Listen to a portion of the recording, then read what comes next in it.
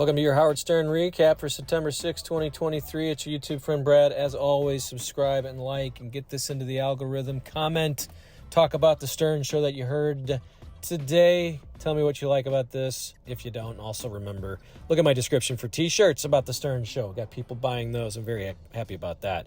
We talk about Howard being afraid of COVID again. He's afraid of getting it again. Beth is going out Saturday, and Howard's afraid she'll bring it back. Beth's not happy. She likes to go out, but Howard does not. He brought her back on now to talk about it. So Beth is going to Paris with a friend, and he is jealous that she's going without her, but he doesn't want to go either. A lot more time with Beth. Howard talking about how he still has a boner all the time. This went on for an hour, Howard and Beth. Howard started talking about having to be put on Cialis. He is very scared to share that with people, but he's peeing all the time. He doesn't want to go into a store saying, hey, I need Cialis, or hearing, hey, Howard, your Cialis is ready. He finally moved on to talk about how angry he is about Donald Trump's lawyer being a lawyer also for Howard K. Stern. When they do the news, they'll list off all the other celebrities that this lawyer has been dealing with, and Howard Stern's name comes up, and they only say Howard Stern. They don't say Howard K. Stern. Reminds him of the Anna Nicole Smith stuff. Moved on quickly to many Baba Booey mentions over the summer, including at the Jets game. Clock was at 0. That is the end of the first half. Thank you, Scott Novak, for the clarification. Nice job by the officials, by Scott Novak and his crew in this first half. The Bucks will be kicking. Then they played a long clip of the Yankees announcer discussing Howard as well. Want to know?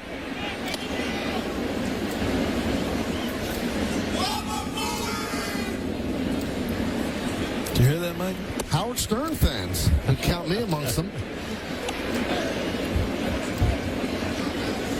What'd they say? Baba Booey. Baba Booey? That's what they say on Howard Stern. Right. Gary dell'Abate.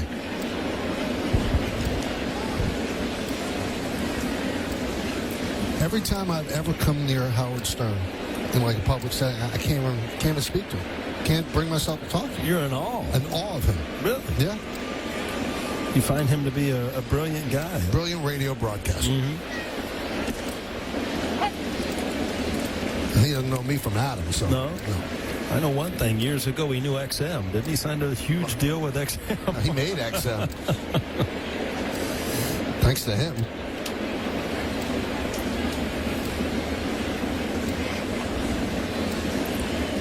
I think he was with Sirius, and then they merged with XM.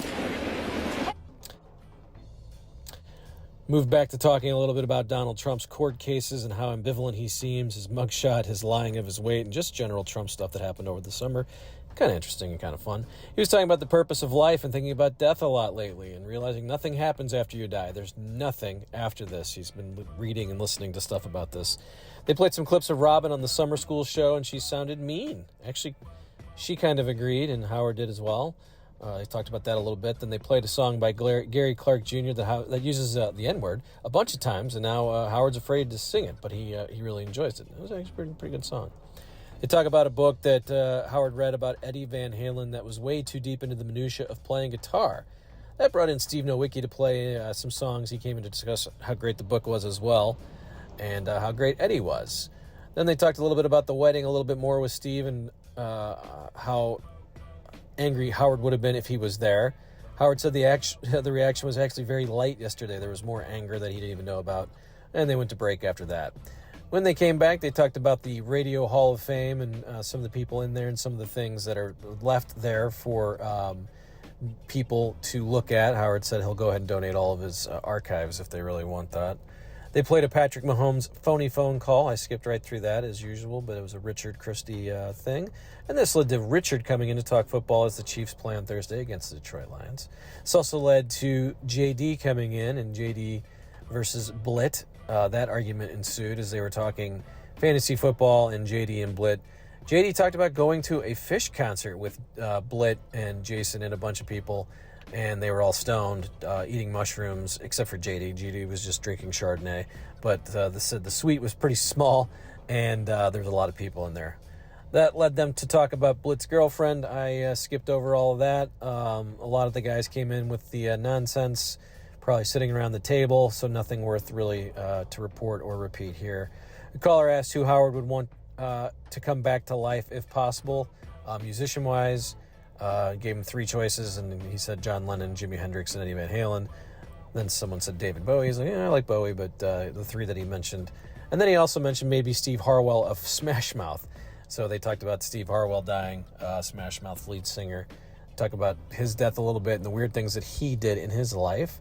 They also mentioned Gary Wright dying. Of course, Gary Wright, the lead singer of Dreamweaver, and they talked about him a little bit playing on George Harrison songs, and played some George Harrison songs. By the way, I don't know if you've ever seen the concert. This is Brad's thought here of the concert for George Harrison after he passed, but I didn't watch it back in 2002 whenever that happened, or 2003, but really good stuff if you even aren't a George Harrison fan. It's just great musicians. McCartney's there, Ringo, and Eric Clapton, and just a bunch of great people.